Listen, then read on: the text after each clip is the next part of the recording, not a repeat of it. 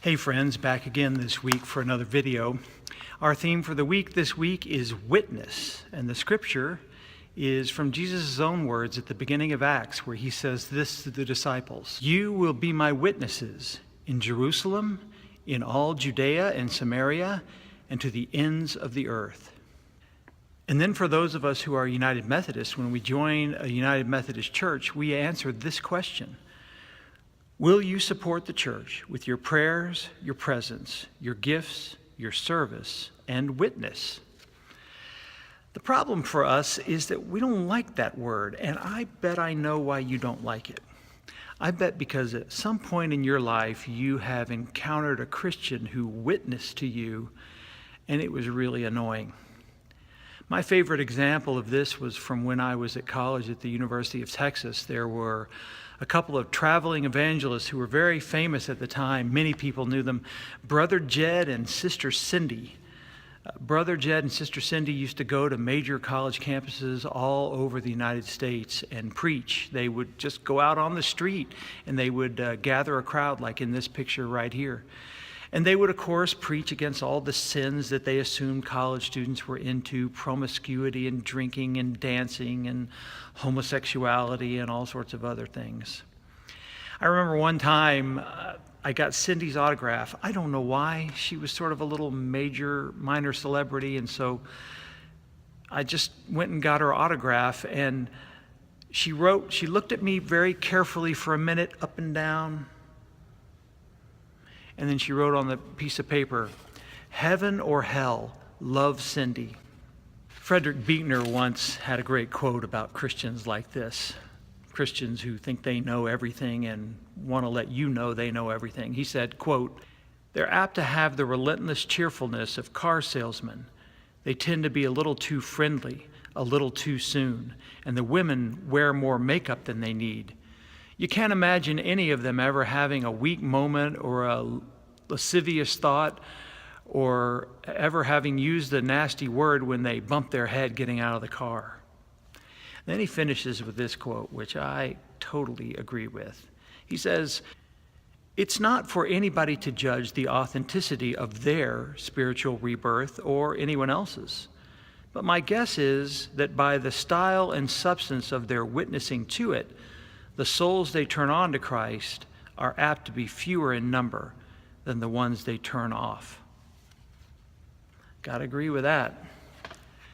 So if we're uncomfortable with this term witness, it's probably because we've run into those kind of people witnessing to Christ.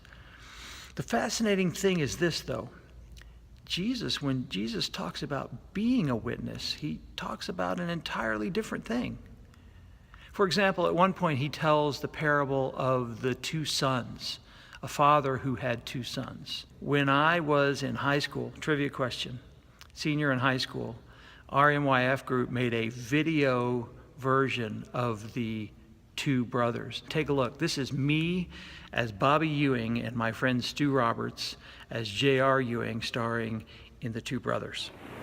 There ain't nothing you can do about it, because I run Ewing Oil now.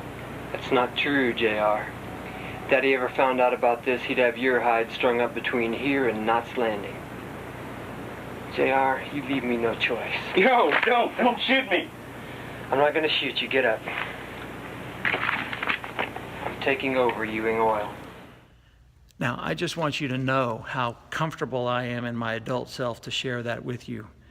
And man, didn't I have some awesome hair. The two brothers, anyway, here's the point. Here's the parable. Jesus says a man has two sons.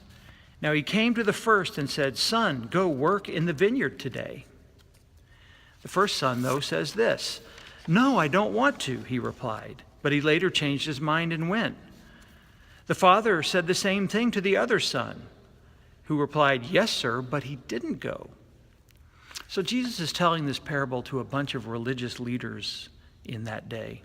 A bunch of people who probably have a whole lot of education and can quote a whole lot of scripture. So Jesus asked those people this: which one of these did the will of the Father? They said, the first one. That is, the one who said he wouldn't go, but then ended up going. Jesus said to them, I assure you that the tax collectors and the prostitutes are entering God's kingdom ahead of you. Wow. So it's not so much if we can say the right things, Jesus says, not saying the right words, magical words. It's the things we do with our life that make a difference.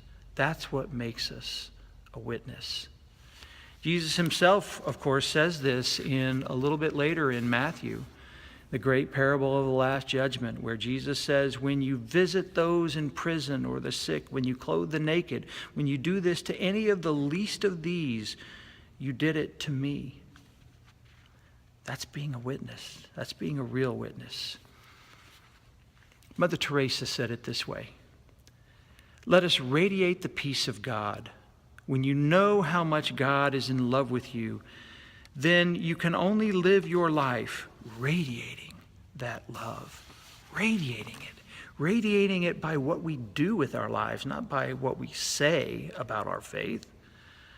And so when we do things like Amigos Days, when we reach out into the community and help a neighbor, when we read to children at Jack Lowe, when we go to Guatemala and build a home, or when we make our witness for social justice, like at the Pride Parade, when we form our wall of witness, advocating and supporting our LGBT brothers and sisters against, sadly, other Christians sometimes. When we stand up for social justice, like the time I got arrested in Washington, D.C., protesting President Obama because he wouldn't take executive action to help immigrant families. When we do that kind of thing in those moments, that's us being a witness. That's what being a witness means to God. Finally, there's the great quote from St. Francis of Assisi. Preach the gospel at all times. Use words if necessary. We're people of a lot of words. We love to be wordy.